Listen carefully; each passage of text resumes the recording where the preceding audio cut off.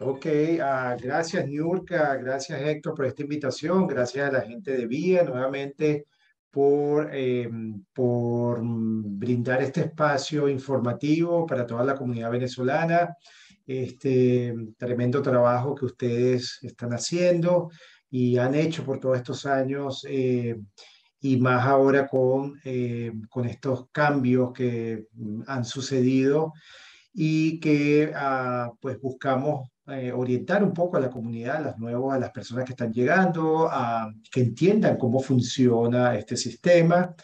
Venimos de un país donde pues el respeto al orden legal no existe, ¿verdad? No existe un Estado de Derecho y por lo tanto pues es entendible que muchas personas no recuerden ya que cómo es vivir bajo un país que tiene reglas y que hay que cumplirlas, ¿ok? Y bueno, ese es el punto que queremos aquí tocar, ¿no? ¿Qué pasa cuando Estados Unidos me deja entrar, ¿verdad? A este país, me abre la puerta. ¿Qué significa eso? ¿Qué debo hacer? ¿Qué debo de esperar?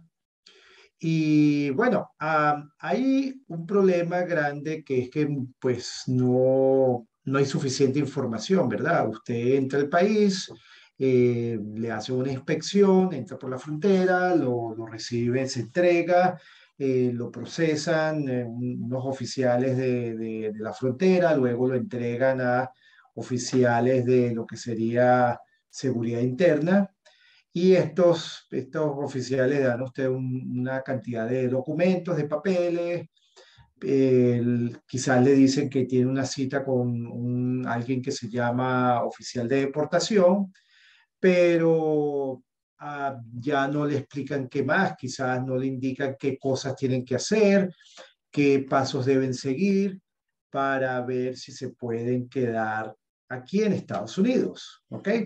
Muchas personas que vienen a mi oficina entienden que ya como los dejaron entrar, ya tienen cierto permiso para estar en el país y simplemente vienen a consulta para ver cómo consiguen su permiso de trabajo, porque han escuchado que eso es algo que le van a pedir cuando van a buscar empleo, pero no tienen ni idea de lo que requiere conseguir ese documento, ni porque tienen la impresión de que ya como lo dejaron entrar y que se tienen que presentar con un oficial de deportación, ya eventualmente eso significa que les van a dar un permiso de estadía permanente y eso no es así, pues. Este es un país que requiere que usted presente, una vez que usted entró, un auxilio migratorio para determinar si se puede quedar o no en el país. Este, el gobierno todavía no tiene ninguna ley especial que le permita a los venezolanos, simplemente por ser venezolanos, obtener una residencia permanente, como ocurre con personas de la nacionalidad cubana, que los cubanos, bueno, al vivir ya un año aquí en Estados Unidos y cumplir con ciertos requisitos, pueden solicitar la residencia permanente. Los venezolanos todavía no cuentan con esa herramienta, con ese beneficio. Entonces, ¿qué debo hacer yo ahora que entré por la frontera y tengo que entender en qué estoy, en qué proceso me colocaron? Bueno, efectivamente, el oficial de inmigración a usted lo debería colocar en un proceso de remoción. Esto es un proceso que continúa en la Corte de Inmigración, ¿verdad? Y que es algo distinto al proceso o a las citas que usted tiene a las visitas que usted tiene que tener con su oficial de deportación, ¿ok? Son dos agencias distintas. El oficial de deportación, su función es básicamente tener a la persona ubicada en el país, saber que si por órdenes superiores le dicen, mire, esta persona dónde está, este extranjero dónde se encuentra, ese oficial de deportación tiene que tener la habilidad, la posibilidad, con la información que tiene de usted, de ubicarlo, de ver dónde usted se encuentra y citarlo si es que necesita entonces regresar a la oficina donde se encuentra este oficial. Eso es lo que hace un oficial de deportación. El oficial de deportación no tramita auxilios migratorios. No tramita un asilo, no tramita una residencia permanente, no tramita un permiso de trabajo, no tramita una solicitud para una audiencia con el juez. Este oficial no se encarga de nada de esto. Quizás le puede informar si usted tiene corte, una fecha de corte, de audiencia con la Corte de Inmigración o no, pero el oficial no se encarga de que su caso en la corte avance. ¿Ok? Entonces, algo que usted no le dice es que usted tiene que estar pendiente si tiene una cita para ir a la corte o no. ¿Ok? Esto es sumamente importante porque hay personas que entran, ven a su oficial de deportación y creen que eso es una cita con la corte, creen que eso ya tuvieron su cita con el juez y se olvidan hasta el año siguiente y resulta que paralelamente hay un procedimiento de remoción en donde usted debe presentarse y solicitar un auxilio, presentar un auxilio migratorio para que sea tramitado y ver si se puede quedar o no.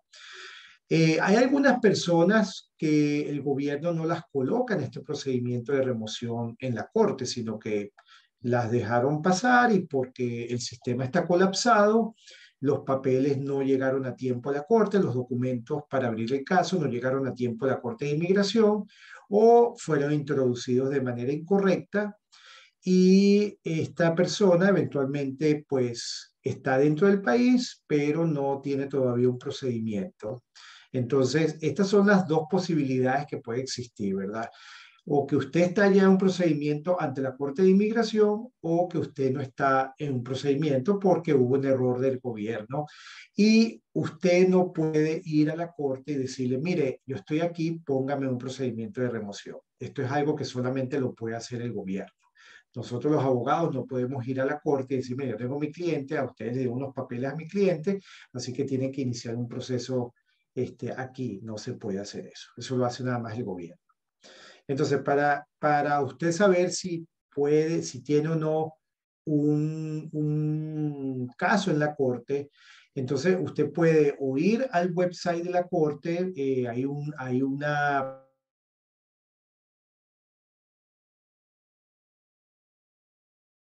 Guillermo, ¿no te puedo escuchar? ¿Se puso en mute por alguna razón? Déjame ver. Ok, ya ¿Ya? lo... Okay, listo. Sí, ok. Entonces, hay varios mecanismos que se pueden usar para que usted averigüe si está en la corte o no. Uno es un teléfono, ¿verdad? Que es el 1-800-898-7180, 1-800-898-7180. Usted puede ponerlo en el idioma español, usted sigue ahí las instrucciones y eventualmente ese sistema le puede decir si usted tiene un caso en la corte o no. ¿Ok?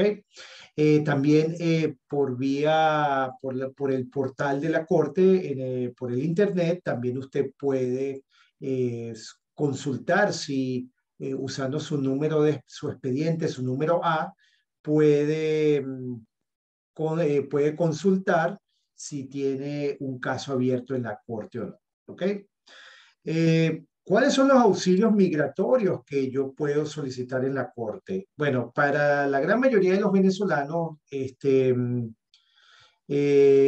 los auxilios migratorios son muy limitados. Básicamente estamos hablando de una solicitud de asilo, ¿ok? O si la persona está en una relación con un ciudadano americano, entonces quizás por vía de patrocinio por ser familiar inmediato de un ciudadano americano. Estas son básicamente las dos razones por los dos auxilios migratorios que se pueden solicitar en los casos de las personas que entraron por la frontera.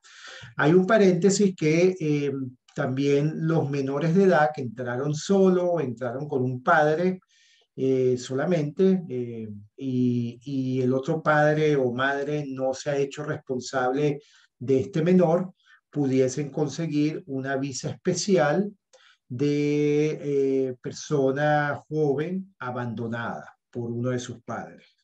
Pero bueno, eso sería algo que deberíamos hablar en otro conversatorio, ya que aquí estamos hablando hoy de lo que es el asilo. Entonces, El auxilio migratorio del asilo requiere que entonces usted lo realice o ante la Corte de Inmigración, si se encuentra un procedimiento de remoción, o lo haga con la oficina específica, la agencia específica, que es la oficina de asilo, en caso de que usted todavía no se encuentre en un proceso de remoción ante la Corte de Inmigración. Esto se hace por medio del formulario I-589, que es el formulario específico especial que el gobierno tiene para solicitar este tipo de auxilio migratorio. ¿Ok? Sí, auxilio migratorio. Es un formulario un poco extenso, ¿verdad? Y allí le van a pedir una cantidad de información, información biográfica, información de sus familiares, información donde usted ha vivido en los últimos 5 años, donde ha trabajado en los últimos 5 años, y también le va a pedir información acerca de por qué está solicitando asilo. Entonces, bajo las leyes de Estados Unidos, una persona puede solicitar asilo siempre y cuando haya sufrido de persecución debido a una de las 5 características que la ley protege, 5 características de la víctima que la ley protege. Esas características son la raza de la persona, la nacionalidad, la religión que practica, membresía a un grupo social determinado o la opinión política de la persona. Entonces, si los ataques que usted sufrió fueron severos y es a raíz de alguna de estas 5 características, entonces se dice que usted sufrió persecución y por lo tanto el gobierno debería de protegerla y dejarla quedarse aquí en Estados Unidos, ya que usted tiene un miedo fundado de persecución si tiene que regresar a Venezuela. ¿Ok? Entonces, este es básicamente lo que es, en resumidas cuentas, un caso de asilo. Eh, Obviamente, pues no todo el mundo califica, ¿verdad? Para un asilo habría que ver qué circunstancias, qué problemas la persona sufrió en Venezuela que obligaron o los obligaron a irse del país, a huir del país. Eh, la ley también requiere que usted presente una narrativa de su caso junto con evidencias, ¿verdad? La narrativa es importante para determinar, para que el gobierno entienda qué fue lo que le ocurrió y esa narrativa eventualmente usted la va a tener que contársela al juez o al oficial de asilo. ¿Ok? Entonces, por lo tanto, debe ser algo preparado con mucha dedicación, con una persona, con un experto que la oriente, porque lo que los oficiales y los jueces van a ver en esa declaración, cuáles fueron los motivos de los maltratos que usted sufrió y para determinar si en verdad existe un miedo fundado de persecución si usted regresa a Venezuela. Entonces, es importante que se asesore con una persona que tenga experiencia preparando este tipo de casos, porque no es cualquier narrativa la que usted va a preparar, sino es una narrativa donde va a resaltar estos incidentes de persecución, sea por su opinión política, sea por alguna otra razón, por su raza, por la religión que practica, por la nacionalidad que tiene, porque pertenece a un grupo social determinado, específico en Venezuela. En esta categoría es donde entran las víctimas de violencia doméstica, las personas que pertenecen al grupo LGTB, etcétera. Entonces, es importante que la narrativa sea detallada, donde usted cuente qué fue lo que le ocurrió en detalle, quién lo atacó, por qué lo atacaron, porque usted cree que es por su opinión política, porque usted cree que es por su orientación sexual, porque usted cree que es por ser mujer. Todo eso ahí lo va a explicar en detalle y eso lo va a acompañar con evidencias que corroboren su testimonio, su narrativa. Y esa evidencia es básicamente declaraciones juradas de testigos que corroboren los hechos de maltrato que usted sufrió. Si es en base a que usted era miembro de un partido político en Venezuela o pertenecía a un grupo o a una asociación y a raíz de esto fue perseguido, entonces evidencia de eso, de que usted pertenece a ese grupo, asegurarse que la persona que le provee la corroboración también le provea de prueba de la identidad de esa persona, de que esa persona tiene la facultad para decir lo que la persona, lo que usted es miembro de un partido político.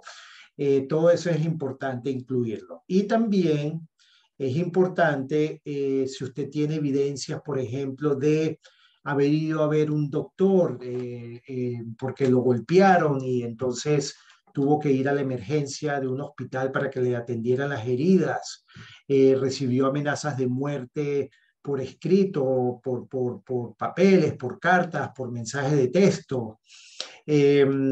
Puso una denuncia en la policía a raíz de estas amenazas. Todas estas son evidencias que son válidas que usted y que van a demostrar, le van a demostrar al juez o al funcionario que lo que usted está diciendo que ocurrió en verdad ocurrió. Eh, es importante también que antes de usted enviar toda esta documentación, usted la revise con su abogado, con la persona que lo está asistiendo, para que no hayan errores, ya que por un error en una carta de apoyo, puede ser que usted pierda su caso porque pueden considerar que no hay congruencia entre lo que usted está diciendo y lo que está diciendo su testigo. Entonces hay un problema en la corroboración de los hechos. Y esto lo puede usar en su contra tanto el oficial como el juez o el abogado del gobierno. Entonces, un caso de asilo requiere que usted esté involucrado en su caso, usted sepa lo que está contando, sepa lo que las cartas de sus testigos dicen, porque no hay nada más, digamos, negativo, bochornoso, que el oficial se dé cuenta, por ejemplo, que en el reporte médico usted diga que dice que usted la atendieron por unos golpes que recibió en la espalda y resulta que en la historia usted dice que los golpes fueron en las piernas y en la cara. Porque al final de cuentas usted no se dio la tarea, no se tomó el rato de revisar que su historia y el reporte médico dijeran lo mismo. Entonces, esto requiere trabajo minucioso, ¿ok? Eh, es importante también que usted se involucre en lo que sería la traducción de sus documentos, que usted esté al tanto de que la persona que está haciendo la traducción de los documentos haga una traducción competente, que sea una persona recomendada. Eh, un dato curioso, hace poco tuve una audiencia, nunca me había pasado esto, el cliente vino con sus traducciones, las traducciones venían de un traductor certificado en Venezuela y el abogado del gobierno quiso darnos un mal rato alegando de cómo es posible que si usted tiene miedo de persecución en Venezuela, entonces usted mande a traducir sus documentos de asilo en Venezuela, que entonces esa información la van a diseminar en Venezuela, lo cual es un poco exagerado del abogado del gobierno, obviamente, pero fíjense la extensión de hasta dónde son capaces de llegar estas personas, estos funcionarios de gobierno, para que el juez tenga una opinión negativa de su caso, ¿ok? Intentando voltear la opinión del juez, hacer dudar de que en verdad usted no tiene un miedo creíble porque mandó a hacer las traducciones a Venezuela. Entonces, son cosas que uno aprende, ¿verdad? No todo el tiempo ocurre esto, pero es para que veas la extensión de hasta donde pueden llegar estos oficiales si de verdad no quieren que el juez le apruebe el caso. ¿Ok? Claro, si usted tiene un caso sólido y no importa que las traducciones las hicieron en Venezuela, pues eventualmente el juez le va a otorgar su asilo. Pero estamos hablando de que hay que cuidar, como dice, no hay que cortar esquinas, como se dice aquí en Estados Unidos, sino que uno tiene que evitar darle tela al abogado, tela que cortar, ¿verdad? Uno lo que ya uno quiere darle al juez toda la evidencia transparente, la manera como la obtuvo, de una manera transparente, por lo menos incluir los emails donde las personas le enviaron a usted la documentación, las cartas, las cartas firmadas, para que exista pues la evidencia de que, mire, este es el email de la persona que me escribió la carta, aquí está su email, aquí está el email diciendo, mira, que te estoy enviando la carta que me pediste. Cosa de que el oficial del gobierno tenga menos excusas, menos razones para hacerle entender al juez que usted no es una persona creíble, ¿ok? Porque quién sabe dónde sacó usted esas cartas, quiénes son esas personas. Entonces uno evita todo eso, ¿ok? Es importante también que su caso de asilo lo acompañe con reportes de organizaciones de derechos humanos, de agencias del mismo gobierno de Estados Unidos que hablen de la situación del país, de la situación de Venezuela. ¿Por qué? Porque esto le da al oficial y al juez la información de en qué condiciones se encontraba el país cuando usted salió y en qué condiciones se encuentra el país en este momento. Si el reporte habla de que todavía el régimen de Maduro continúa utilizando los colectivos, al sistema judicial, a las fuerzas de seguridad para perseguir a las personas que son opositoras. Bueno, eso es una evidencia clara de que las condiciones en Venezuela no han cambiado, de que si usted regresa a Venezuela y usted se identifica, lo han identificado como un opositor, entonces hay un porcentaje razonable de que usted al regresar a Venezuela y al saber ellos que usted está allá, pues la van a perseguir. Y eso es una razón para que le otorguen el asilo. ¿Ok? Este, entonces, otro detalle importante es que usted haga su narrativa de manera cronológica, ¿ok? Que usted cuente cronológicamente qué fue lo que ocurrió y trate de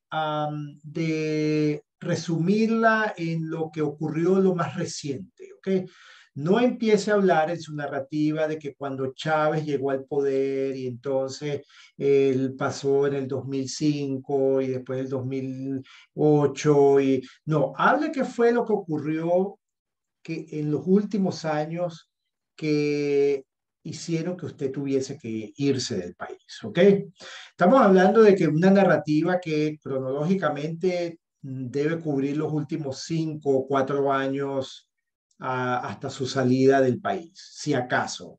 Muchas veces uno cubre los últimos 2 años porque en verdad ahí es donde ocurrió lo que ocurrió. Quizás hablar en los últimos 5 años para que ellos entiendan cuál era su activismo político, qué fue lo que usted hizo con los partidos políticos, en qué eventos políticos estuvo usted involucrado. Bueno, mira, yo estuve en las elecciones del 2015 para la Asamblea Nacional, yo trabajé apoyando a estos candidatos en Barquisimeto, o yo estaba en Mérida y entonces hicimos campaña y luego en el 2016 pasó esto y sí, se llevaron a cabo estos eventos. Luego en el 2017 intentaron quitarle los derechos, los beneficios, las atribuciones constitucionales de la Asamblea y nosotros salimos a protestar, pero fue en el 2021 cuando estábamos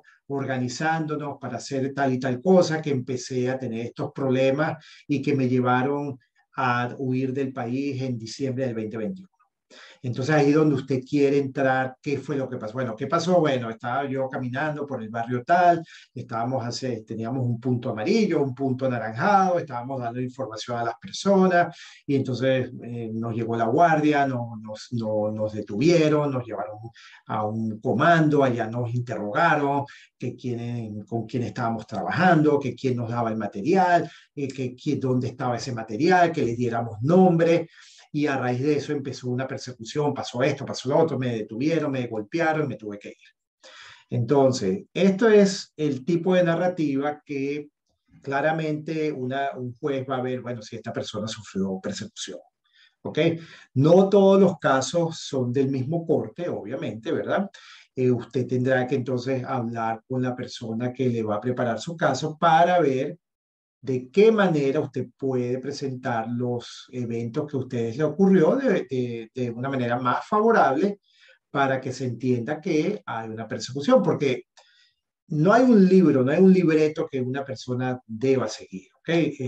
La vida de cada quien es distinta, pero lo importante es que esa vida que usted, esos problemas que usted sufrió, aquí entienden que es parte de una persecución, ¿ok?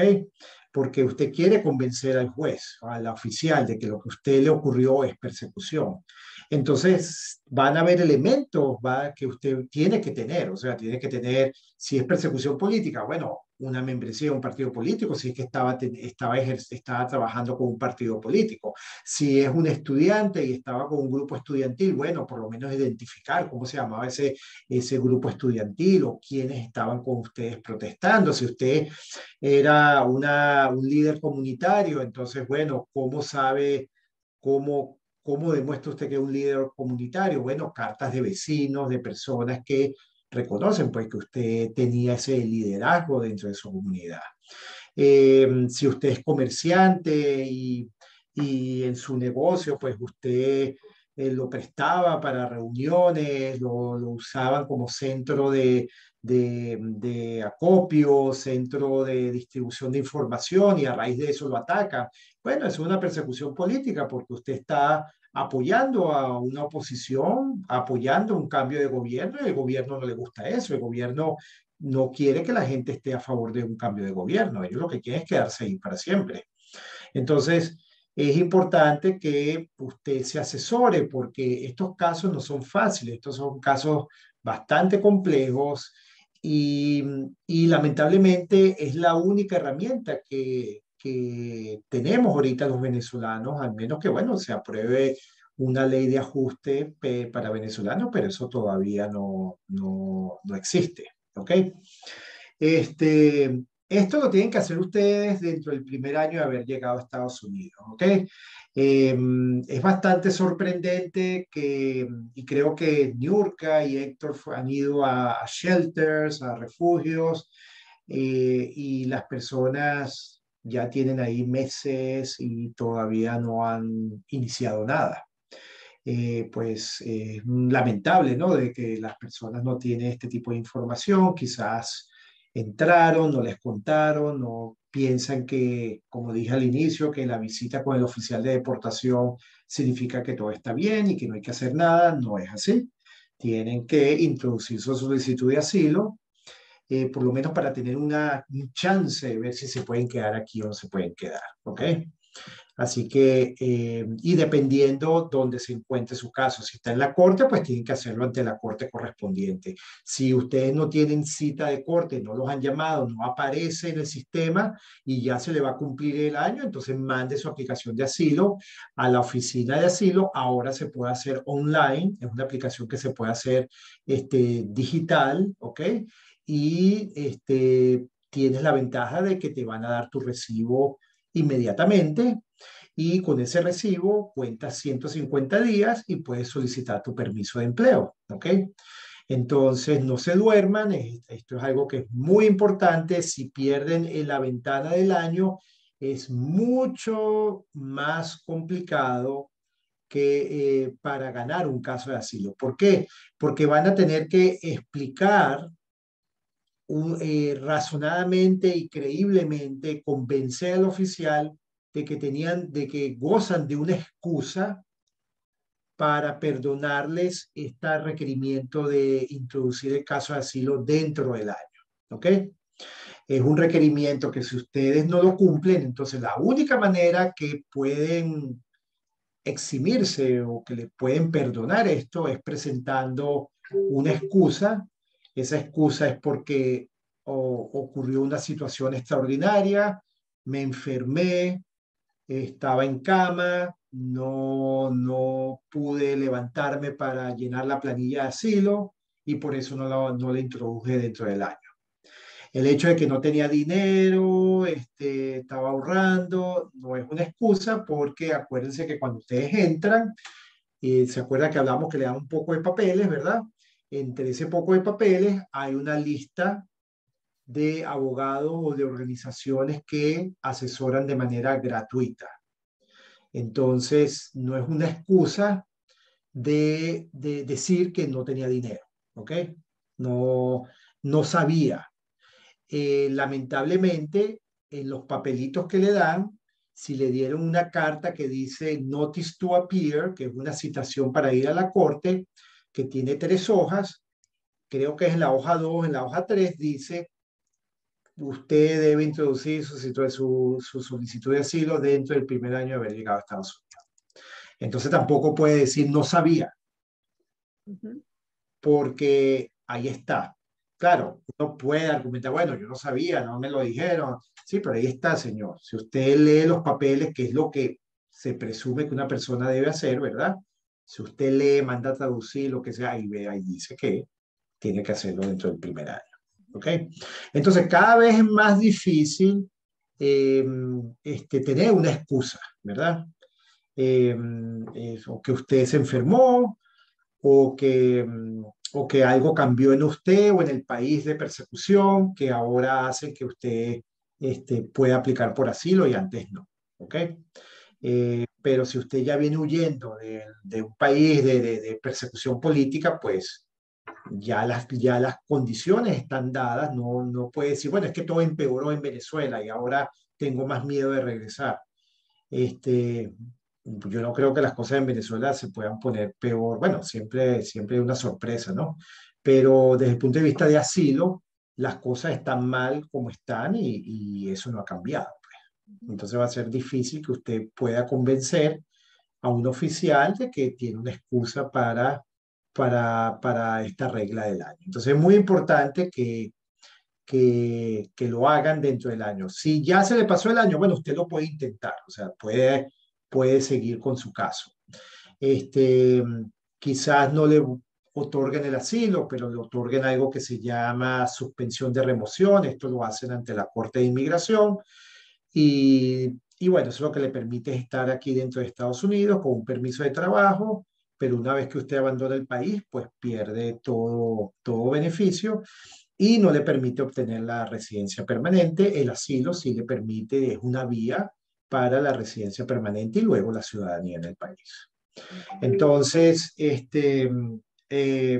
muy importante esto. Es algo que cuando yo tengo consulta con las personas, lo primero que les digo es esto, que tienen que hacerlo dentro del año. Y, y no es que lo tiene, y algo que muchas personas confunden también es que, bueno, me pusieron la cita para el noviembre del 2024. Entonces yo me espero y cuando yo tenga la cita ya es que meto mi caso con el juez. No, señor. Usted tiene que meter el caso dentro del año, así su cita sea en el 2025, el 2026, sea mañana, cuando usted tiene que meter su caso dentro del año de haber llegado a Estados Unidos. ¿Ok? Entonces tengan esto muy claro y por eso es que se hacen estos conversatorios para que la gente sepa y estén informadas de cómo es el sistema, cómo funciona. ¿Ok? Tengo por aquí una preguntita, Guillermo, disculpa que te interrumpa porque va vinculada con el asilo antes de que pasemos ya para el próximo tema, que es el parol en que agregaron a nuestro país Venezuela. Tengo aquí 2 preguntitas de María y una de ellas creo ya la respondiste, pero la confirmamos ahorita, que era con relación de que si el nombre de la persona no aparece en lo que es el sistema de la Corte de Inmigración, entonces ese asilo debe ser introducido a través de USCIS, ¿correcto? Correcto, eso estamos eso es así. Si usted no aparece ante la Corte de Inmigración, o sea, si usted chequea el número 1-800 o se va al portal y usted mete su número a alguien y no sale, ¿verdad? Chequéelo varias veces porque a mí me ha pasado que viene la persona a consulta, metemos el número, no sale nada, volvemos a consultar unos minutos después, sale la información. Entonces, En este caso, Guillermo, este, como mi nombre no aparece en el sistema de la corte y yo ingresé por la frontera y dije que iba a estar en el estado de Nueva York, o de repente dije que iba a estar en la Florida y ya luego cuando llegué a Nueva York hice el cambio de dirección, ¿a dónde envío esa aplicación de USCIS? ¿A lo que corresponde al estado de Nueva York? ¿A los si que estás corresponde? viviendo en Florida, por ejemplo, te mudaste de Nueva York a la Florida, te corresponde la oficina que le corresponde a la Florida. Así hayas dicho que te quedaste en Nueva York, ¿ok? Es en el lugar donde estás residenciado, ¿ok? Vale, entiendo. Entonces ya sabemos con eso, María, que la dirección a donde se envía esta aplicación es la dirección donde corresponde al estado donde te encuentras. Y adicional, y con esta cierro de las preguntas que me están llegando por el privado, es en los casos de las que las personas no reciban una NTA, una Notice to Appeal, sino que reciben es un hearing notice, una notificación de audiencia por email. Esto puede ser posible, esto es correcto. No, eso no debería ser posible porque tiene que haber notificación personal primero, ¿verdad? De la NTA. Este, pero ¿qué pasa? Acuérdate que somos personas que llegamos a la frontera, no tenemos conocimiento de qué es lo que están haciendo con nosotros, ¿verdad? Estamos con unos oficiales que están ahí, nos piden pasaporte, nombre, y ellos están imprimiendo papeles, y después me dicen firme aquí, firme aquí, firme aquí, y bueno, váyase para allá, y después lo liberamos. Entonces, entre las muchas cosas que firman, puede haber una NTA, ¿ok? Que luego no te la dieron, ¿verdad? Entonces, ¿qué pasa? No te dicen que te están dando un notice to appear, pero te dice firma, ¿verdad?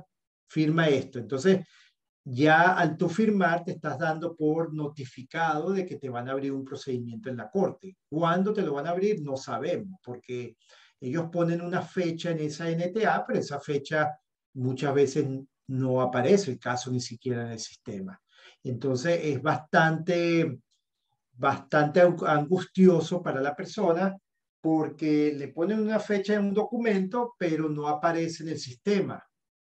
Entonces hay que estar pendiente hasta el día de la fecha que aparece ahí para ver si estás o no estás en el sistema y tener que ir, porque ¿qué pasa si no vas?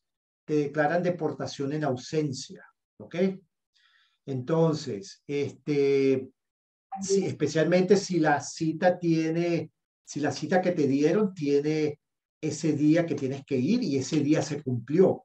Entonces va a ser difícil que tú le digas al juez, mire señor, yo no tuve citación, no me informaron dónde a la corte. No señor, aquí está el documento, usted lo firmó. Entonces por eso es muy importante que ustedes estén chequeando estos sistemas para ver si están o no en la corte. ¿Ok? Lo he visto que las personas, oye, pero yo pensé que vi al oficial de deportación y yo pensé que ya estaba superado todo, que ya estaba todo resuelto. No, señor, el oficial de deportación es una cosa, la Corte de Inmigración es otra. Entonces, es diligencia de uno estar atento y informado de cómo va su caso. Eh, por eso es que digo nuevamente, porque venimos de un país que ya no hay procesos que se respeten, no, ya la gente son 20 años de que la gente hace lo que quiere, aquí no, aquí es distinto. Entonces hay procesos que seguir, hay medios como informarse y la gente tiene que saber eso y tiene que usarlos, porque este sistema puede usar cualquiera de estos elementos en contra suya, ¿ok? ah, mire, usted no llamó, hay un número que usted podía llamar, ¿por qué no llamó ese número?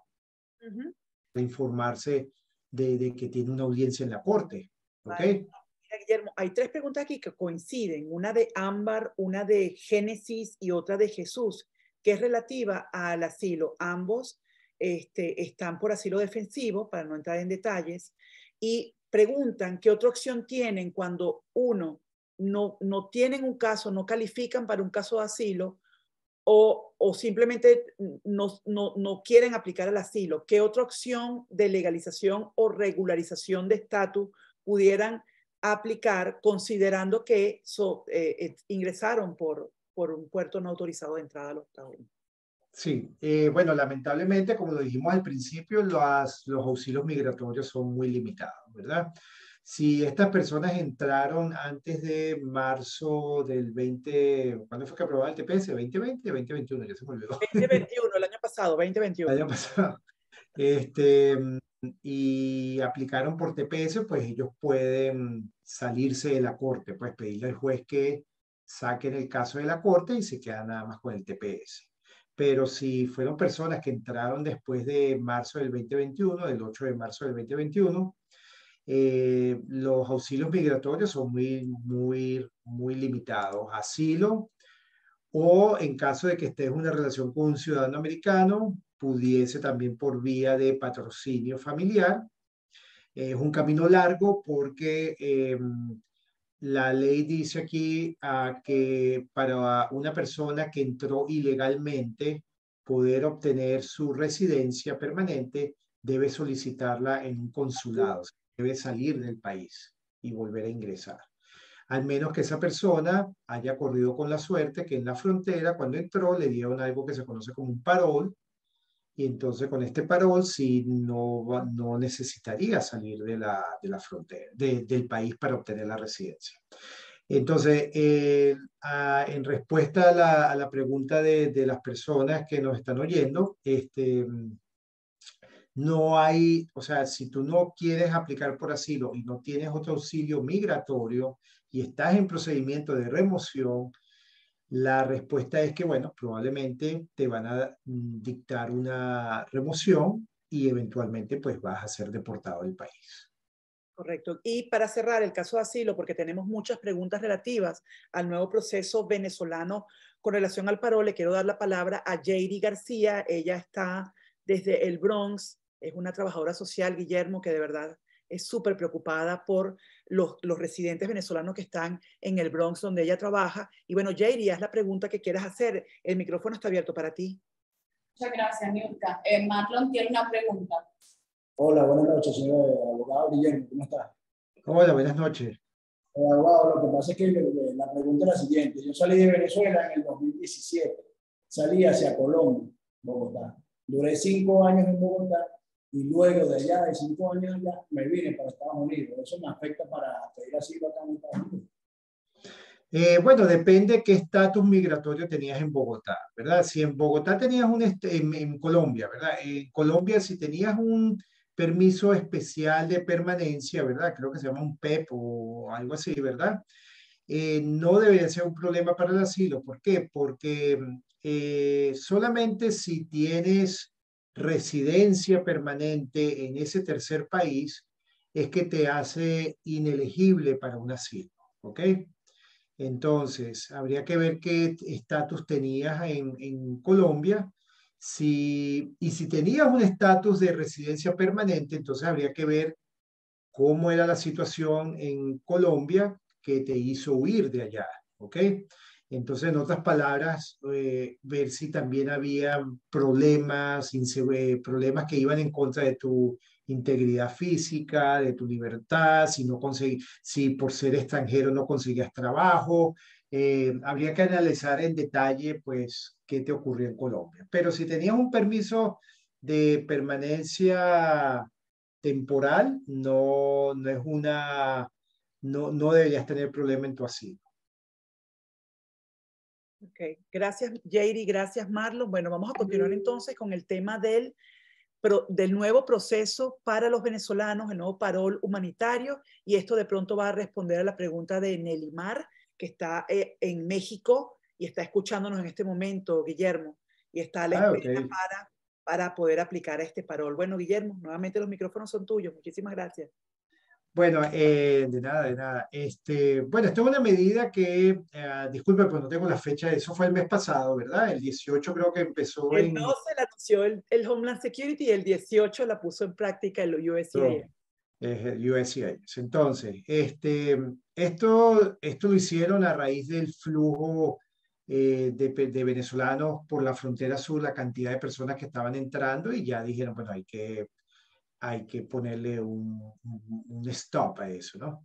Entonces, ¿qué significa este parol humanitario? Bueno, estos son 24.000, llamémoslos visas, ¿no? Si se le quiere llamar, ¿no? Visa, parol, salvoconducto, que el gobierno de Estados Unidos está básicamente otorgando a ciudadanos venezolanos que cuenten con un sponsor en Estados Unidos que esté dispuesto a hacerse cargo de esta persona durante el tiempo que esté acá. Suena bastante fuerte, ¿no? Hacerse cargo por una persona durante el tiempo que está acá. Pero en líneas generales lo que requiere, lo que el gobierno quiere ver es que el venezolano tiene a alguien que lo reciba acá y que lo va a ayudar a que pase de llegar a conseguir un permiso de trabajo, a que pueda conseguir un empleo y bueno, eventualmente la persona pues pueda tener también su propia casa, si lo logra hacer, pues. Entonces, es como una persona que lo guía aquí en Estados Unidos. Y entonces, bueno, eso requiere que la persona cuente o el sponsor cuente con cierta cantidad de dinero para convencer al gobierno que, bueno, económicamente no va a ser difícil para este sponsor eh, traer y mantener a este ciudadano venezolano. Entonces, bueno, lo primero es quién puede ser sponsor. Entonces, sponsor puede ser un ciudadano americano, un residente permanente, una persona que tenga asilo aprobado, no asilo en proceso, sino asilo aprobado. Este, una persona que tenga algún estatus legal en Estados Unidos, puede ser TPS, puede ser una visa de empleo, ¿ok? Entonces, esos son los que pueden ser sponsors. Y no es necesario que estén relacionados, no estén relacionados con el ciudadano venezolano, ¿ok? ¿Quiénes pueden ser beneficiarios de este parol? Bueno, ciudadanos venezolanos, ¿ok? Que no hayan sido deportados de Estados Unidos en los últimos 5 años. Entonces, aquí hay que tener mucho cuidado con las personas que están ahorita en México, que están en la frontera, porque también hay una medida que habla que aquellas personas que hayan entrado ilegalmente tanto a Panamá o a México, luego creo que fue el 18 de octubre o el 16 de octubre, ¿ok? Entonces hay que verificar que usted tenga una entrada legal a México, que no tenga una deportación de los Estados Unidos. Por eso es que si usted está en la frontera y está pensando que va a cruzar y va a entrar y la van a dejar entrar, pues le digo que probablemente la van a deportar y ya lo haría inelegible a este beneficio. ¿Ok? Este, las personas que tienen doble nacionalidad no califican, ¿ok? O que tengan residencia permanente en un tercer país no califican, al menos que vengan a acompañar, sean familiares inmediatos y vengan a acompañar a un venezolano. Entonces, por ejemplo, usted es venezolano, pero su esposa y vive en Colombia, pero usted tiene una residencia, un permiso temporal en Colombia, no tiene residencia permanente y quiere venirse con su esposa que es colombiana, eh, o tiene doble nacionalidad colombiana-venezolana, entonces esto no le afectaría a ella, ¿verdad? Porque viene con usted, que es su esposa, pues. Entonces me vengo con mi esposa, yo soy venezolano, yo no tengo residencia en Colombia, pero mi esposa sí tiene doble nacionalidad, pero viene conmigo. Entonces no debería tener un problema en este aspecto. ¿Ok? ¿Cómo se inicia el proceso? Bueno, es un proceso digital, ¿ok? No es por papel. tienen que crear una cuenta con USCIS. Entonces, el sponsor debe crear esta cuenta. Generalmente, bueno, lo que piden son los datos del sponsor, una dirección de email, donde una vez que se crea la cuenta, le mandan un link para que se active esa cuenta y luego el sponsor va a introducir o va a llenar un formulario que es el I-134. ¿Ok? Y es bastante sencillo. Ahí lo que le pide es información básica biográfica de la persona, información laboral, información del beneficiario y pues básicamente piden información financiera, dónde trabaja, cuánto gana, si tiene bienes, cuánto es el valor de esos bienes, y todo esto tiene que estar respaldado. ¿Ok?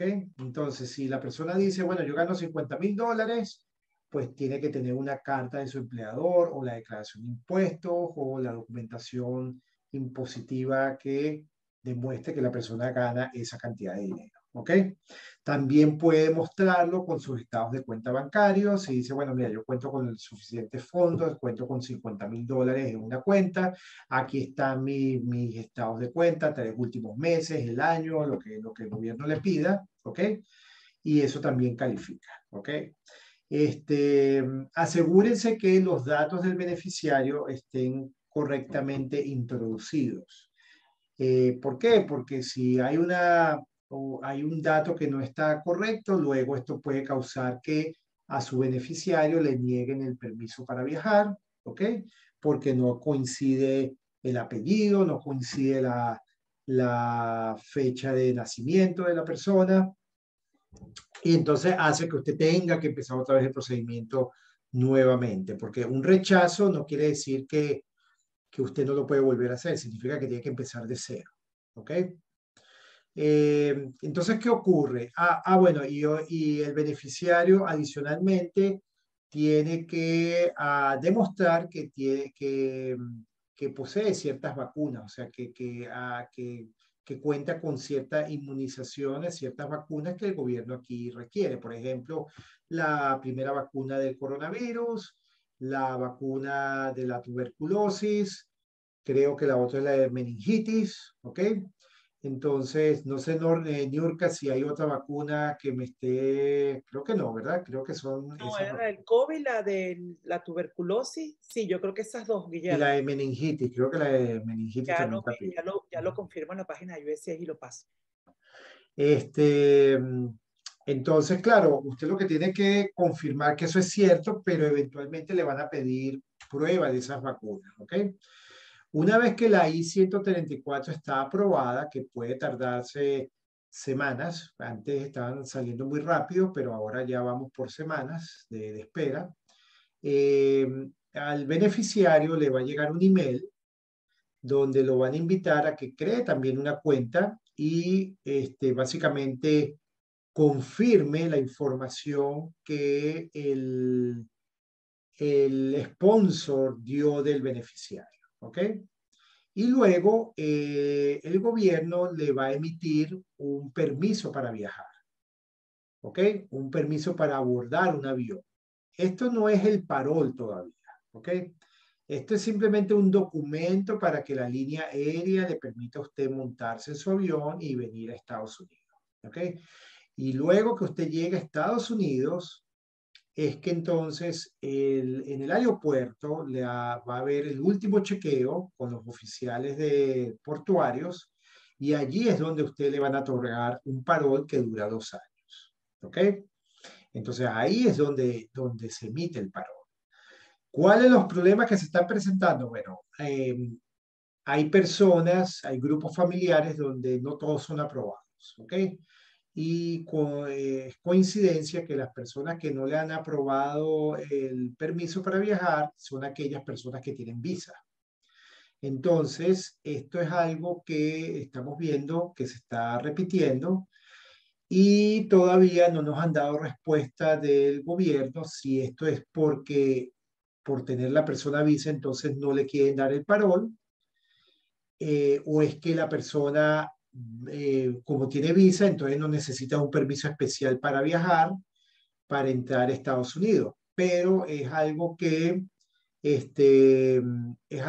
todavía no nos ha aclarado y que ha causado numerosas dudas porque no sabemos cuál es el motivo detrás de esto, porque tenemos grupos familiares que papá, mamá que no tienen visa o que tienen visa se lo niegan, pero a los hijos que no tienen visa porque no lograron sacar visa porque no hay consulado en Venezuela, entonces se los aprueba. Entonces, bueno, ¿cómo es que yo voy a mandar a mis hijos solo y el papá y mamá que son los que van a cuidar de los niños no les han dado este permiso para viajar?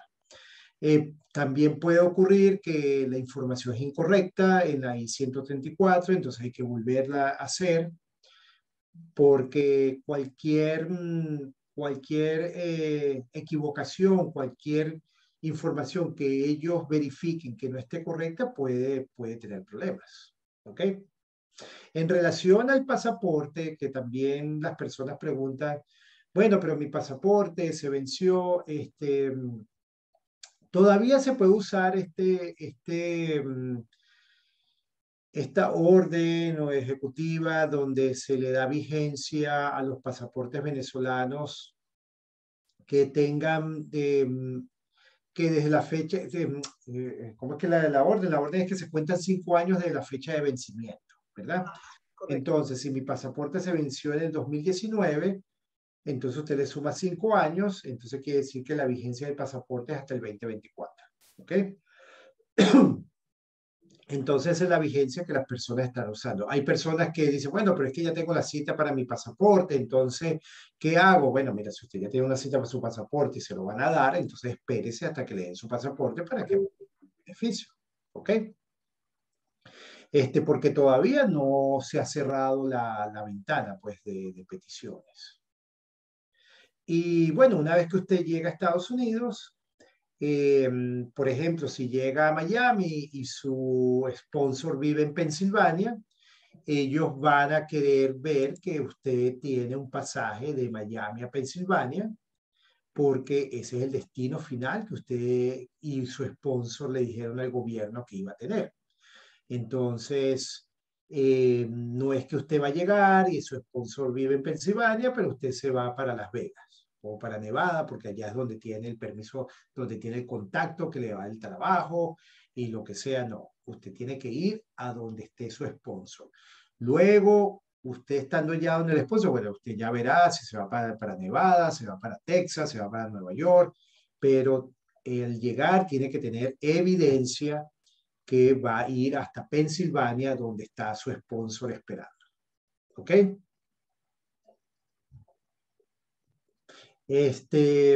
Entonces, una vez que llega y que ya le dan su parol, usted puede pedir un permiso de trabajo con ese parol. Ese permiso de trabajo dura el tiempo que dura el parol. Y este parol es importante que sepan que no es un instrumento, no es un estatus que lo va a llevar a la residencia permanente. ¿Ok? No, es simplemente un permiso para estar aquí por 2 años. Entonces, es tarea de cada quien averiguar de qué manera, si sus intenciones son quedarse permanentemente en Estados Unidos, entonces, qué vías, qué alternativas hay ahora que estoy dentro de Estados Unidos para poderme quedar en el país. ¿Okay? Entonces, bueno, yo creo que con eso cubro básicamente en lo que consiste esta nueva visa, este nuevo salvoconducto, ¿ok? Y bueno, todavía hay muchas cuestiones que no están resueltas, por lo menos estas negaciones es algo que todavía no nos han dado respuesta. Vale. Mira, vamos entonces a tomar el tiempo, Guillermo, para no pasarnos del tiempo que habíamos programado contigo, considerando que mañana es un día laboral para todos. Y vamos entonces primero a darle la palabra a las personas que tienen la mano levantada. Empezamos con el orden como lo vemos en la pantalla. Por favor, sean bien concretos en su pregunta y eviten hacer planteamientos de sus casos personales. Gracias. Comenzamos con Giancarlo o Jan o Jesús. Perdón, sorry. Ay, Dios mío, se me fue de tanta gente aquí. Jan G. Te estoy abriendo el micrófono. Jan, puedes hacer tu pregunta. Jan, ¿tienes el micrófono abierto? Creo que se cansó de esperar. No, ahí está, ahí está. Hola, ¿me Hola, escuchan? sí, te escuchamos. Ok, buenas noches. Saludos a todos. Bueno, concretamente, mi pregunta está relacionada con ambos casos, porque yo tengo la doble nacionalidad. Yo soy venezolano de nacimiento, pero también tengo la nacionalidad colombiana. Mi esposa y mis 2 hijos también. Les logré sacar la nacionalidad y fuimos a Colombia 5 años. También llegué en el 2017. Pero allá tuvimos persecución por la xenofobia, por el solo hecho de ser venezolano. Yo tengo la prueba en Fiscalía y en la Defensoría del Pueblo. Listo. Yo quedé allá, en fin. Me vine por la frontera de México y estando aquí estoy en este proceso de asilo, pero sale esto de que podemos buscar el sponsor y hay una persona que está interesada en ser sponsor de mi esposa y de mis 2 hijos. Pero entonces aquí vuelvo y caigo en lo mismo, o sea, tenemos la doble nacionalidad, ¿cuál sería la excepción basado en esto que nos pasó? Y no sé, cómo hacer como para atraerla a ella y a mis hijos. La persona me dijo, yo puedo ser sponsor, averigua qué podemos hacer. Ok, bueno, el hecho que tienes, que ella tiene doble nacionalidad es un problema para el parol, porque ya tú estás aquí en Estados Unidos y la ley lo que dice es que ella viene junto con una persona que tiene la nacionalidad venezolana. Entonces, yo lo veo complicado de que ella pueda entrar con este parol humanitario a Estados Unidos por el hecho de tener la doble nacionalidad y venir sola, pues, o sea, no venir con alguien que tenga solamente la nacionalidad venezolana, que eres tú, y tú también tienes doble nacionalidad. Sí, Entonces, sí. es un poco complicado. En cuanto al asilo, por tener doble nacionalidad, ¿en qué jurisdicción te encuentras tú?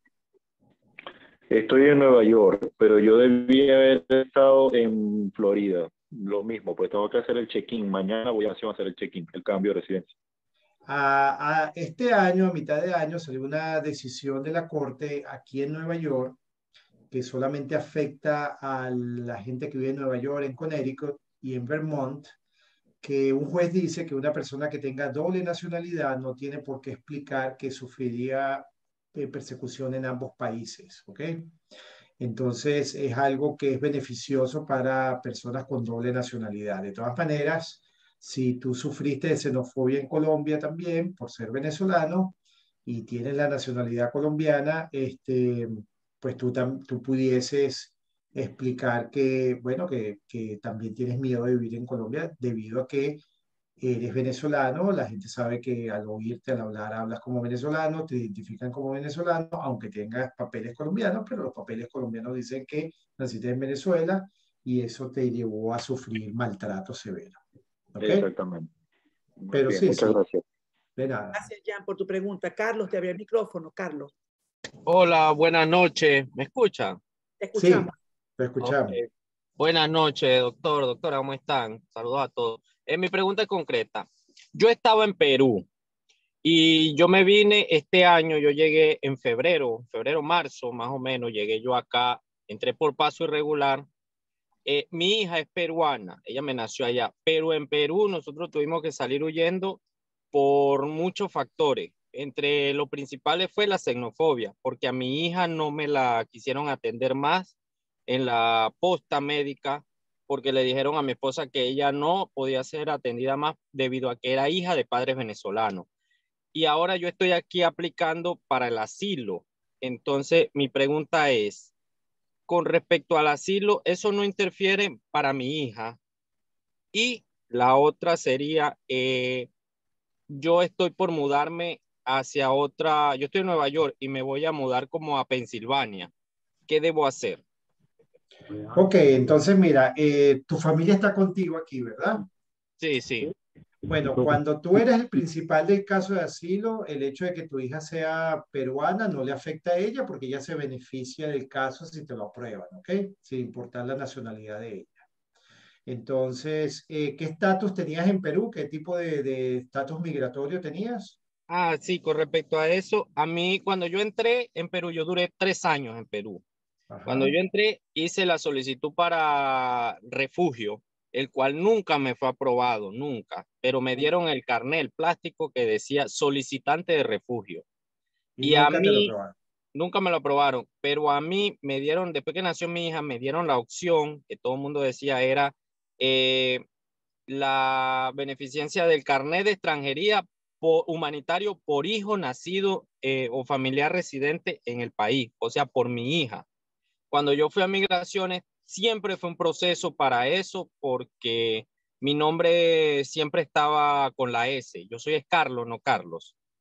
Entonces siempre había un problema, hasta que la de migración me dijo, no te podemos hacer nada, tienes que sacar tu pasaporte. Y yo no puedo sacar pasaporte porque yo tengo código en Venezuela, porque yo fui funcionario en Venezuela. Y entonces yo tuve que salir hasta Perú yendo, y de Perú muchas cosas, y me tuve que venir por la principal que le expliqué, Bueno, además de la demás. por lo que veo, no llegaste a tener un estatus permanente. Si no tuviste un estatus permanente, entonces no tienes un problema de resentamiento firme para el asilo. Pero es importante pues que tengas esa documentación a mano para cuando tengas tu entrevista con el oficial o con el juez, quede evidencia de que eso fue así. ¿Ok? Sí, eso lo tengo. Es más, no lo tengo a mi mano, pero lo puedo pedir, que me manden las copias. Ahora, Y ya yo tuve mi primera corte, ahorita tengo corte para marzo. Y una pregunta, doctor. Usted, si quiere, con la doctora, me puede mandar su número y no Vamos a sé si... colocarlo al final, Carlos, nuevamente los datos de contacto de Guillermo Nolivos para que entonces darle oportunidad a otras personas, ¿te parece? Ok, está bien, sí, ya esa era toda mi pregunta. Vale, gracias, Carlos. Vamos entonces a abrir el micrófono para Taisa y luego viene Andrew. Taisa, te estoy abriendo el micrófono. Buenas noches, Buenas noches. buenas noches, Taisa. ¿cómo están? Bien, bien, gracias. Me alegro que estén bien. Cuéntanos. Yo necesito información sobre el parol, que a uno le ponen una fecha allí, pero yo no sé si eso es una cita o no sé si es que se vence el parol esa fecha, me la pusieron para el 26 de este mes y no sé si tendré que ya presentarme a migración. Un parol, cuando entraste te dieron parol. Sí, cuando entré. Ok, y ese parol tiene una fecha de vencimiento, ¿verdad? Dice entre el 17 de septiembre y me la pusieron para el 26 de este mes. Pero, o sea, en el parol te pusieron septiembre y después noviembre, en el mismo documento. Sí. Esa es la fecha de vencimiento del parol. Eso no quiere decir que tienes que ir a inmigración. Eso simplemente quiere decir que se vence el parol en ese momento. ¿Ok? Ah, ok. La O sea cita que, con el oficial es cuando te dicen, bueno, mira, usted tiene que presentarse tal día o usted tiene que ir al website, solicitar una cita digitalmente y entonces se presenta el día que... yo ya tengo una cita porque la agarré por internet Exacto. y Eso. me dicen que tengo que ir en el 2025 para allá. Wow. Bueno, esa es la cita tuya, pero acuérdate que si tienes que aplicar por un auxilio migratorio, que eso es aparte de esta cita y tienes que, si vas a aplicar por asilo, tienes que hacerlo dentro del año de haber entrado a Estados Unidos, ¿ok? O sea que yo puedo ir, si yo quiero ir a inmigración, yo voy antes. No, no, no. Inmigración, tú tienes tu cita para el 2025 y eso está ahí, al menos que ellos te la cambien, ¿ok? Y te informen que vayas antes. Pero tú tienes que, como hablamos en el conversatorio, tú tienes que aplicar para un beneficio o un auxilio migratorio que te permita quedarte permanente en Estados Unidos. O sea que si yo voy a meter el asilo, tengo que hacerlo como por medio del correo. Tienes que hacerlo o en la corte, si estás en un procedimiento en la corte, o por el correo o digitalmente, porque ahora se puede hacer también de manera digital. Pero Digital dentro quiere del decir primer en año, línea. perdón, En línea, correcto, sí. Digital quiere decir en línea, correcto. en línea, ok, sí, en línea. Ok. O Y sea es que ya yo dentro del puedo, si primer yo año quiero. de haber llegado, ¿ok? Sí, yo entré en septiembre de este año. O sea que tienes hasta septiembre del próximo año para hacerlo. Ah, ok. O sea que le dan un año para uno aplicar por el asilo. Correcto, correcto. Ah, o sea, pero yo pregunto porque yo quería ir a migración a hacer la cola hoy para presentarme porque pensé que el parol era una cita que uno tenía que ir hasta allá. No, no, la fecha de vencimiento del parol es simplemente la fecha que ellos colocaron en ese documento ahí. Y de ahí para allá ya ese parol ya no va a servir. Correcto, Al menos que tú vayas y pidas que te lo renueven, pero es un poco difícil. Ah, ok. O sea, si tú vas a ir a hacer la cola es para pedir que te renueven ese parón, pero mi experiencia es que no lo están renovando. O sea, que no vaya para allá. Usted me aconseja que no vaya. Vas a perder el tiempo, o sea, puedes ir, a lo mejor te lo dan, pero mi Porque yo experiencia cuando es yo que llegué aquí a este país, yo nunca me he presentado con, ¿cómo te digo? Con inmigración. Solamente metimos la cita por internet, pues, y la aprobaron la cita. claro, ya tú hiciste la parte que ellos te dijeron, pues que tienes que hacer tu cita. Mira, perdón, Taisa, voy a compartir un link en el chat y esto que sirva para todos, en donde hay una página web de ICE en donde tú te puedes reportar y es por un número telefónico o asistiendo personalmente si estás aquí en Nueva York, en Lower Manhattan. Pero te voy a pasar ese URL para que estén todos allí y sepan para reportarse con ICE. Nuevamente, no estamos diciendo que no vayas a ICE, sino que te están diciendo que esa fecha que aparece en tu parol no indica que es que tienes que ir ese día a ICE. Se supone que ellos te tienen que dar una cita. Vamos Sí, entonces. porque cuando tú vas al 26 Federal Plaza, y disculpa, Niurka, que te interrumpí, cuando tú vas al 26 Federal Plaza, ellos te van a preguntar si tienes cita. Y si no tienes, te rebota. Porque así están. Muchísima gente, muchísima gente. Exactamente. Entonces, vamos con Andrew. No creo que todos estén al tiempo, muchachos. Nos quedan exactamente 8 minutos, pero vamos a tratar de acelerarlos para que más personas puedan hablar. Andrew. Hola, buenas noches. ¿Me escuchan? Sí, te escuchamos. Sí, te escuchamos. Bueno, mi pregunta es, si yo tuve en Venezuela, o sea, yo en Venezuela estuve detenido, tuve un caso judicial, ¿verdad? Y fueron detenidos 24 días, salí bajo fiadores, ¿verdad? Y quedé bajo presentaciones. Y luego de eso emigré de Venezuela. Ya tengo 5 años que salí de Venezuela, pero recientemente 4 que llegué acá a Estados Unidos. Quisiera saber si eso me puede afectar en mi situación migratoria. Bueno, si tú tuviste un caso de asilo, pues hay que analizar qué tipo de problema tuviste en Venezuela para determinar si te hace elegible o no a un asilo. ¿Ok? Si tuviste problemas que van contra la conducta, la moral, generalmente son situaciones, son casos donde te pueden negar el asilo, pero hay que analizar exactamente qué fue lo que ocurrió. Entonces es Claro. importante que te pongas en contacto con un abogado para que puedas tú contarle ya en detalle qué fue lo que ocurrió y te diga, bueno, mira, si te afecta, no te afecta. Ok, está bien. Otra cuestión, tengo mi primera presentación el día 23 de este mes, ¿verdad? Y quisiera saber así como, porque he estado buscando abogados así como llamando a varias asociaciones y en todos los lugares están como muy ocupados, no están aceptando nuevos casos. Y quisiera saber como dónde, algún lugar donde pueda conseguir alguno que sea, bien sea pago, pero que sea confiable, o que sea alguno gratuito, pero que me puedan atender mi caso. Bueno, la primera cita con el oficial de deportación, generalmente las personas pueden ir sin abogado, ¿ok? No hace falta que vayas con un abogado. Es importante tener un abogado para la Corte de Inmigración o para preparar y enviar y que te represente en un caso de asilo ante la agencia, ¿verdad? Entonces, eh, pero para esta cita que tienes con el oficial de deportación no hace falta tener un abogado, ¿verdad? Ok, muchas gracias. Una última pregunta, doctor. Disculpe, y por ejemplo, en mi caso, yo entré por la frontera por México también. No quisiera como saber si yo tengo opción para sacar pasaporte o si no tengo opción. Opción para sacar pasaporte, o sea, para pedir que te devuelvan el pasaporte. No, no, porque o sea, yo llegué sin pasaporte, es por primera vez. Llegaste sin pasaporte. Exacto, sí. Bueno, acuérdate que aquí no hay consulado, entonces va a ser muy difícil que te den un pasaporte, que consigas un pasaporte venezolano, porque en Estados Unidos no funcionan los consulados de Venezuela. Ok, Entonces no hay manera de sacar pasaporte dentro de Estados Unidos.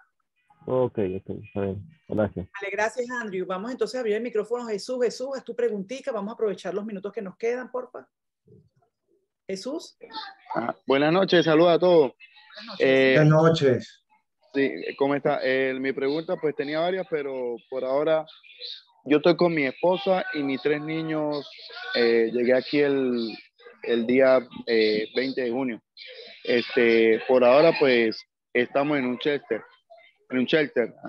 Entonces, y no he podido salir porque de verdad pues no, sí quiero salir, pero no tengo todavía los fondos suficientes. Entonces quisiera saber si eso me afectaría ya para el caso de asilo y esas cosas. Que estés en un shelter, no te afecta para un caso de asilo. Ok.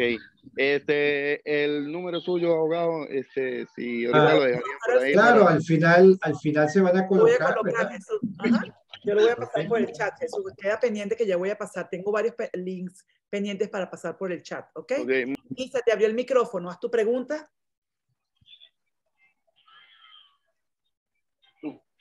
¿Quién sigue?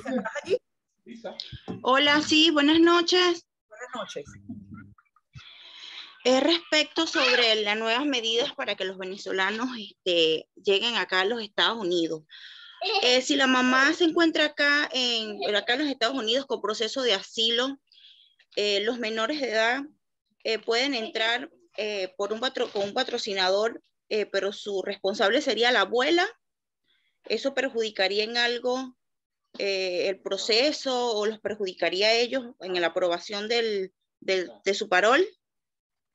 No debería, eso sí, la abuela tiene que tener una autorización de los padres para viajar con los niños, ¿ok? Tendría que tener la abuela como una autorización, como la tutela. Como una tutela, una guarda que la autoriza a viajar con los niños, sí, señor.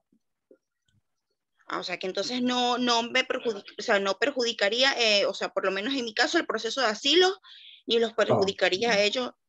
No perjudicaría porque no hay restricciones en cuanto a que un familiar no puede entrar porque otro familiar tenga un proceso de asilo aquí. No hay restricciones en ese respecto.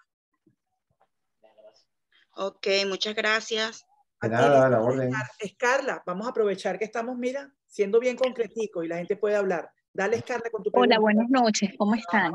Yo quería hacer una consulta en relación al parol. A mí me lo aprobaron la I-134, pero hace 3 semanas solicité el permiso de viaje y todavía no tengo respuesta, ni positiva ni negativa. ¿Existe alguna forma, no sé, algún teléfono o algo en que uno pueda saber qué ha pasado? Porque, o sea, no sé si me la negaron o no. O sea, ya hicimos todos los pasos y aparece como suscrito inclusive, pero quedó allí, o sea, desde hace 3 semanas y quería saber si existía alguna forma en que uno pudiese estar indagando a ver qué pasó. Bueno, lamentablemente, como es un procedimiento en línea, ¿ok? No hay manera de uno pedir información del caso. Simplemente lo que ellos han transmitido es que ha incrementado el número de solicitudes y no tienen la capacidad de personas para otorgar pues estos salvoconductos de manera rápida como ocurrió cuando apenas implementaron el programa. Entonces hay que tener paciencia y esperar que ellos pues respondan. ¿Okay? Yo compartí el enlace del estatus del caso, Guillermo. ¿No funcionaría para el parol humanitario? El del estatus de USCIS, porque acuérdate que esto lo hace CBP, ¿verdad? De todas maneras, puedes intentar poner esos números ahí, pero no creo que vaya a aparecer algo porque eso es para los de UCIS. Es verdad, tienes razón, es USCIS y esto es CBP, disculpa, olvídate esa recomendación, Scarlett, no va a funcionar, tiene razón el abogado, discúlpame esa. Ok, Jessy, te estoy abriendo el micrófono para tu pregunta, Jessy. Vale. Hola, buenas noches a todos, bendiciones. Hola, igual para ti. Hola, buenas noches, para ti también. Muchas gracias. Básicamente, la pregunta lo que quiero saber es, un permiso de residencia provisional en un tercer país afecta para la solicitud del asilo. Permanencia provisional. Permanencia provisional no debería afectarte. No te afecta. Ok, es No te afecta, no te afecta. permanencia provisional con permiso de trabajo. Siempre y cuando sea afecta. provisional, estás bien, ¿ok? Ya es algo permanente, o sea, una residencia permanente que te permite vivir en el país por 10 años, salir, entrar, ahí sí ya vas a tener problemas. Vale, buenísimo, gracias. Como Jessy. no entiendo, o sea, el carnet dice provisional. Y, ok, si es provisional, es una residencia provisional, entonces. No tienes problemas Sí, si es exacto. provisional, Jessy. Sí, pero eso permitía entrar y salir del país. ¿Perdón? ¿Aló? Jexy, ¿qué dijiste? Hola, ¿me oye?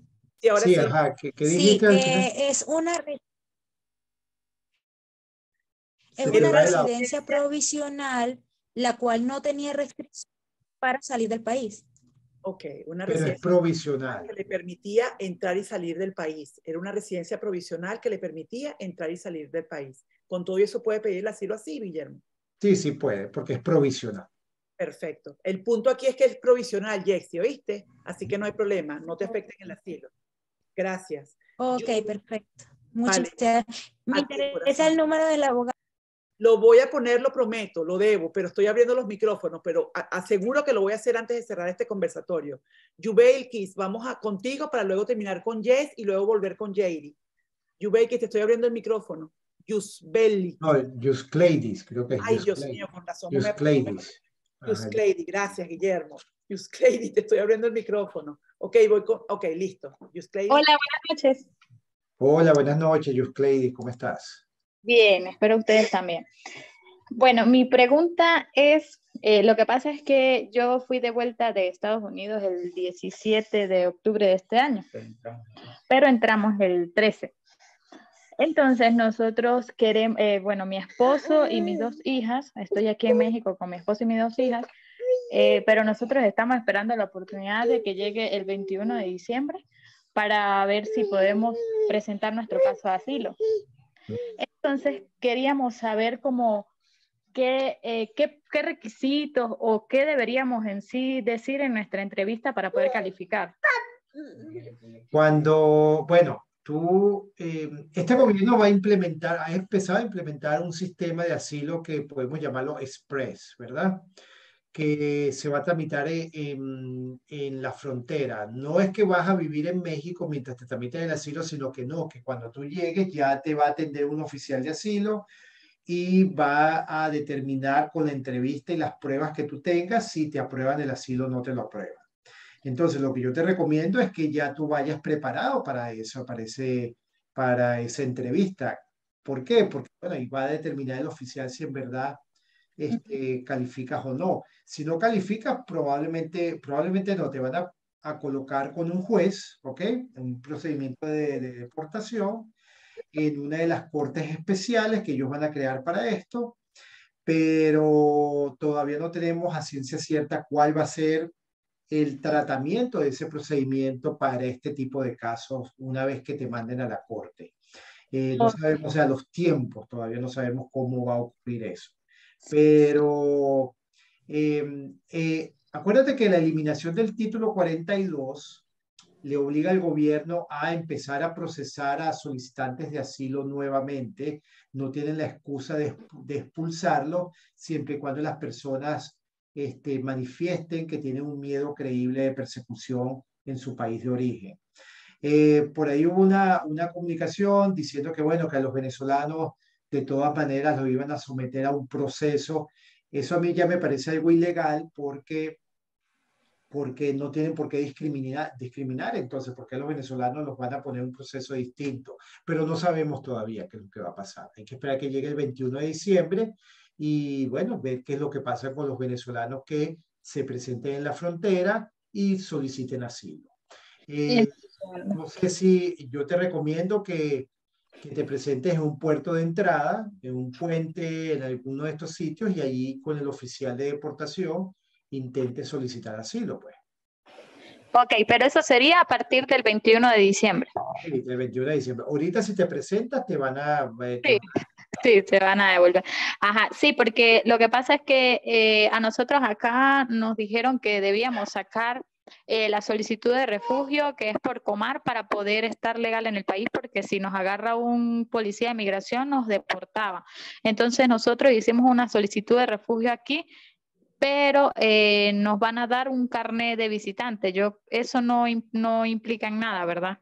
Mira, no conozco las leyes de México, no sé qué significa ese carnet de visitante. Y otro dato importante es que si ya tú fuiste deportada de Estados Unidos, ¿verdad? Puedes, no entres de manera ilegal, tienes que entrar por el puerto de entrada. Porque si entras de manera ilegal, eres inelegible, ¿ok? Porque estás intentando entrar ilegalmente al país nuevamente después de haber sido deportada. ¿Ok? Sí, nosotros fuimos devueltos, pero no nos dieron ningún papel de deportación por medio de Estados Unidos. Ah, ok. Bueno, Sí, eso ahí solamente como que fuimos rechazados nada más, devueltos, no nos dieron una deportación como tal. no te hicieron firmar papeles ni nada. No, de deportación, que no podemos entrar durante tanto tiempo, no, nada de eso. Solamente nos tomaron huellas y datos para ingresarnos a hacer el supuesto proceso. Ah, ok, ok. Bueno, si no tienes orden de deportación, ok, pero mucho cuidado, ¿ok? Sí. Yo voy a poner a Héctor Yuzbeki porque estamos abusando del tiempo del abogado y todavía nos quedan unas preguntitas. Voy a darle la oportunidad a Héctor, que tiene 2 preguntas en el chat. Isbeth, ya la pregunta que hace con relación a lo del sponsor, que la corrobora aquí el abogado Guillermo Nolivo. ¿Qué pasa si una persona con el parol humanitario va a la ciudad del patrocinador, el sponsor que la trajo, esa persona bajo ese parol puede viajar a otros estados, Guillermo? Sí, sí puede viajar a otros estados, claro. Perfecto. Héctor, ¿tienes 2 preguntas más con relación en el chat, por favor, para leerlas? Sí, también tienen relación con el parol. Aquí es una familia que tiene un menor de edad que le negaron la autorización de viaje y ya hicieron el proceso de la solicitud del parol. Y a toda la familia se lo aprobaron. ¿Qué pueden hacer en ese caso? ¿A quién le negaron? Al menor. Al menor, ajá. Bueno, yo intentaría otra vez introducir la I-134 a ver qué pasa. A lo mejor ese sponsor ya no cuenta con los suficientes recursos para que todas esas personas vengan bajo el mismo sponsor. Entonces van a tener que buscar un joint sponsor. O sponsor, ok. Ok, esta es breve. No me dieron parol en la frontera. ¿Qué puedo hacer? ¿Perdón? No le dieron el parol en la frontera, el papelito que dan en la frontera. ¿Qué puede hacer en este caso? El parol en la frontera es algo discrecional del oficial de deportación. No todo el mundo le dan el parol, es algo que el oficial, si le da la gana, se lo da, si no le da la gana, no se lo da. Si no se lo dieron, pues lamentablemente no se lo dieron. Ya vamos a cerrar, JD, porque le estoy abriendo el micrófono a Jess y no me abre, entonces, JD, ábrelo tú para cerrar con la pregunta que tengas por aquel lado. Muchas gracias, Niurka. Mi pregunta es... Hola, buenas noches. Mi nombre es Leonardo Pastrán. Mi pregunta es, no tengo un miedo creíble comprobable. ¿Puedo solicitar asilo político igual bajo otro método? No tienes un miedo creíble comprobable, o sea, no tienes pruebas de que sufriste persecución en Venezuela. Correcto. Puedes solicitar el asilo, pero las probabilidades de que sea aprobado son muy bajas y vas a terminar con una orden de deportación final. Gracias. ¿Okay? O sea, puedes aplicar, el gobierno te va a procesar y cuando te llaman en la entrevista y no tengas pruebas, no tengas nada, pues te van a negar el caso, te van a mandar a la corte, en la corte vas a ver al juez, el juez te va a pedir pruebas, no tienes pruebas, te van a negar el caso, puedes apelar, ir más arriba, pero al final vas a tener una orden de deportación. Vaya. Mire, yo soy nicaragüense, mire, a mí solo me dieron un teléfono y no me dieron parol ni nada. Yo no sé, no tengo también pruebas ni nada de por qué salí yo de mi país ni nada. ¿Qué puedo hacer yo en mi caso? No Eso es lo que quería decir. Bueno, mira, la situación es en cuanto a lo que es asilo, es similar para todas las nacionalidades, ¿ok? Estábamos hablando de los venezolanos, bueno, porque es el tópico de la mayoría de las personas del programa, ¿verdad? Pero en Nicaragua es la misma dinámica. Tienes no hay auxilios migratorios disponibles especiales para nicaragüenses o para venezolanos, sino que tienes que seguir la ruta de todas las personas que entran por la frontera y que los ponen en un procedimiento de remoción o que o que tienen que buscar un auxilio migratorio para poder quedarse acá con la agencia respectiva. Y los auxilios migratorios son muy limitados, como dijimos, es un caso de asilo, o matrimonio con un ciudadano americano y por esa vía pues intentar obtener tus papeles. Entonces, si no tienes un caso de persecución de Nicaragua, pues va a ser un poco difícil que te den pues un asilo en el país. Entonces no es posiblemente que si yo logro meter ese caso de asilo, no es posiblemente que yo pueda ganar el caso. Porque no tengo ni una prueba, no tengo nada, sinceramente no tengo nada. ¿Qué puedo? Bueno, mira, o sea, yo no te puedo decir si va a ser aprobado o no, eso depende del oficial. Yo te estoy hablando de qué es lo que la ley requiere. Yo lo que te estoy hablando es lo que la ley requiere. Ahora, tú puedes intentar hacer tu caso así, y si el oficial te lo aprueba, bueno, felicitaciones, ¿ok? Ya eso depende del oficial. Vale, buenísimo. Gracias, Jairi. Gracias, muchachos, allá en el Bronx. Jess, para cerrar contigo la pregunta, por favor. Jess, ¿no te escuchamos?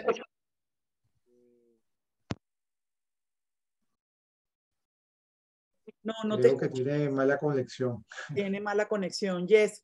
Recuerden, muchachos, este conversatorio va a quedar grabado en nuestro canal de YouTube. Es decir, lo estoy grabando ahorita, lo subimos para mañana en la mañana en nuestro canal de YouTube. Lo pueden utilizar como referencia para consultar lo que el abogado comentó con relación al proceso de asilo y al nuevo proceso para los venezolanos, el parol humanitario. Agradezco muchísimo, Guillermo, 1 hora 43 minutos. De verdad te agradezco tu tiempo y tu paciencia. Abusamos un poquito de tu tiempo, discúlpanos esa, pero de verdad, mil gracias por responder a todas las preguntas de manera paciente. Gracias a todos ustedes. Son muchas preguntas por el chat, levantando la mano. Hacemos realmente magia con este trabajo de voluntarios que hacemos acá en Vía.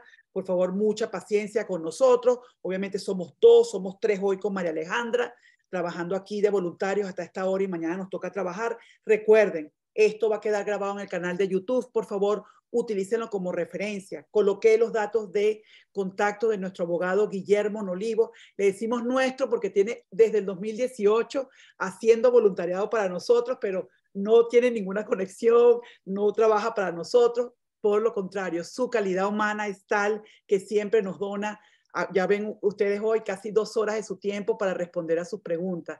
Agradecemos nuevamente ese tiempo, ese valor que nos das, Guillermo, con tus conocimientos, con tu experiencia. Y como siempre, muchachos, la idea es avalarnos en lo que digan las páginas oficiales de inmigración de los Estados Unidos, no lo que diga mi vecino o el amigo del amigo o lo que le pasó a mi primo o al novio de mi primo. Es lo que digan las páginas oficiales. Por favor, vamos a guiarnos de eso. Recuerden entonces como referencia en nuestras redes sociales. Este viernes vamos a estar con la abogado Victoria Gámez. Y nuevamente, gracias, Guillermo. Dios te cuide y te bendiga por tan noble corazón de brindarnos tu tiempo. Y bueno, a la orden. Este es tu espacio, tú lo sabes.